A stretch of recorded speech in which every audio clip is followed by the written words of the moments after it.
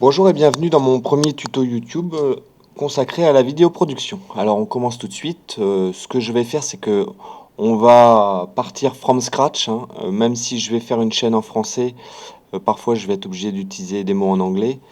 Ce que je veux dire par là, c'est que on va partir sur une nouvelle scène que l'on va créer. Donc on va prendre une scène avec un template de game, une scène vide dans laquelle on va pas mettre de starter content.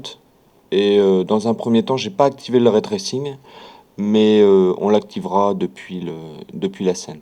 Donc cette scène, je vais la nommer. Alors là, ici, je la nomme vidéo in-out. Et on va créer le projet. Donc le projet donc est vide. À l'intérieur de celui-ci, je vais aller placer un projet au choix. Donc dans ma bibliothèque, je vais trouver une scène que j'ai chargée à la fin du mois ou plutôt au début de mois sur le site d'Unreal Engine. On va prendre la piscine et cette scène, je vais venir l'ajouter dans la scène que j'ai créée, vidéo in-out. Donc première chose à faire pour exporter le signal vidéo depuis une carte vidéo, en l'occurrence pour moi une carte AJA, c'est d'aller activer différents plugins, 3 au total. Donc le premier c'est l'AJA Media Player. Ensuite on va avoir le Media Framework et les utilitaires qui sont utilisés avec le Media Framework. Voilà, donc on doit relancer le projet. La première chose que je vous conseille quand vous avez un nouveau projet comme ça, c'est d'aller dupliquer la première map. Comme ça, on garde la map originale, vierge et non modifiée. On ne sait jamais, on pourra peut-être retourner dessus pour aller chercher des éléments ou quoi que ce soit. Donc ici, on voit que le planar réflexion a besoin d'être activé. Donc on va dans le project setting. Ce que je fais avant, c'est que pour éviter de devoir recharger sans arrêt la map que j'ai dupliquée, je vais la passer par défaut. Voilà, dans map et mode, je vais passer la map 1 par défaut.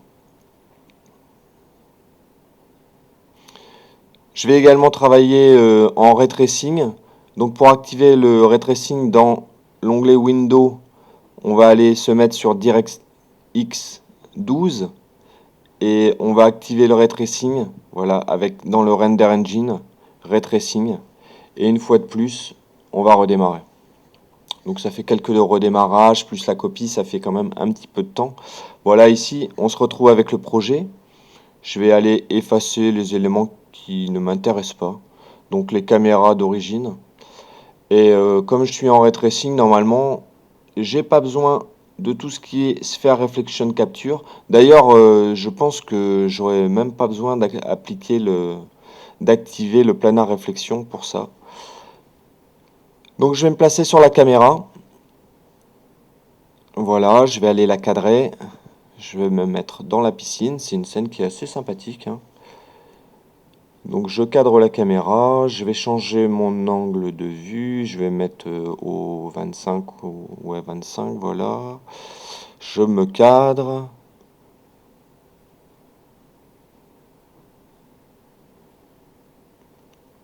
Je vais créer un dossier pour mettre mes petits éléments qui concernent la sortie vidéo, un dossier AJA.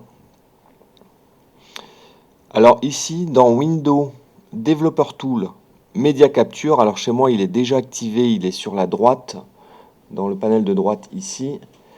On va utiliser cet utilitaire. Et ce que je vais faire, c'est que dans Media Output ici, je vais Create New Asset,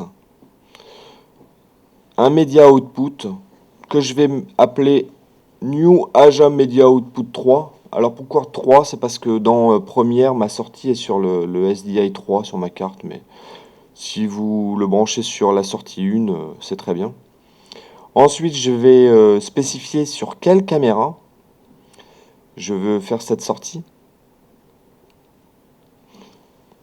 Je vais configurer le Media Output. Alors là, je me suis mis sur ma sortie 3. Je vais me mettre en PSF, même si généralement on peut travailler en interlacé ou en progressif. Je suis en 50 PSF. Je suis obligé de me mettre en 10 bits. Alors j'ai pas bien compris pourquoi, mais voilà. Ensuite, c'est les seules options que j'active. Donc mettre bien en 10 bits YQV. Euh, voilà, cet élément, il peut être chargé dans Media, AJA Media Output. Voilà. Et ensuite, il serait glissé dans le Media Output. Quand j'active, ma sortie se fait bien. On a bien la petite caméra verte. La sortie se fait bien sur le moniteur. Tout est parfait. Ce qu'on va faire maintenant, c'est qu'on va activer cette sortie à partir d'un blueprint. Donc on se rend dans le level blueprint. Voilà, je vais l'agrandir. L'eventic, on n'en a pas besoin, surtout pas. Ça prend beaucoup de ressources. Je vais créer une variable que je vais appeler AJA Media Output. Voilà. Je vais la configurer en type AJA Media Output. Object Reference. Je vais activer le Instance Enable. J'enregistre, ce qui me permet de maintenant spécifier l'AJA Media Output, donc celui qu'on a créé ensemble tout à l'heure.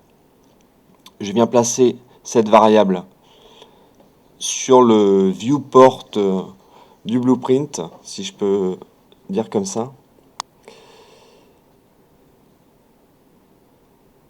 Je vais créer un media output, un media capture, pardon. Donc j'utilise le node create media capture pour ensuite créer une variable à partir de ce node. Voilà, je crée une variable que je vais renommer media capture. Cette variable, je vais venir la poser sur le viewport, voilà, du level blueprint. Alors, on va activer la sortie vidéo avec la touche C, donc keyboard C. Vous pouvez mettre n'importe quelle touche, hein, même un joystick ou n'importe quoi. Donc quand on appuiera sur C, on activera la sortie vidéo, et quand on réappuiera, on la stoppera. Donc c'est pour ça que j'utilise le node flip-flop. Voilà, donc à partir de la variable media capture, je vais créer un node qui s'appelle capture active scene viewport, que je vais relier sur la sortie A du flip-flop, et je vais créer un node stop capture que je vais relier à la sortie B du node viewport, du node flip-flop, pardon. Je compile, je sauve. Alors la lecture doit se faire sur le New Editor Window. Et ce que vous ne voyez pas ici, parce que je ne capture pas l'intégralité de mon écran, c'est que quand j'appuie sur C, j'ai un message d'erreur qui me dit que les formats ne correspondent pas. En fait, il faut que vous configuriez, voilà, dans Advanced Settings, vous configuriez votre sortie du viewport pour être à la même résolution que votre sortie. Étant donné que je suis en sortie HD, voilà, je me mets en 1920-1080, et quand je vais refaire la sortie, je vais bien avoir sur mon moniteur ce que je capture avec ma caméra. Voilà, c'était ce premier tuto sur la sortie vidéo. Il y a encore plein de choses à faire. À bientôt.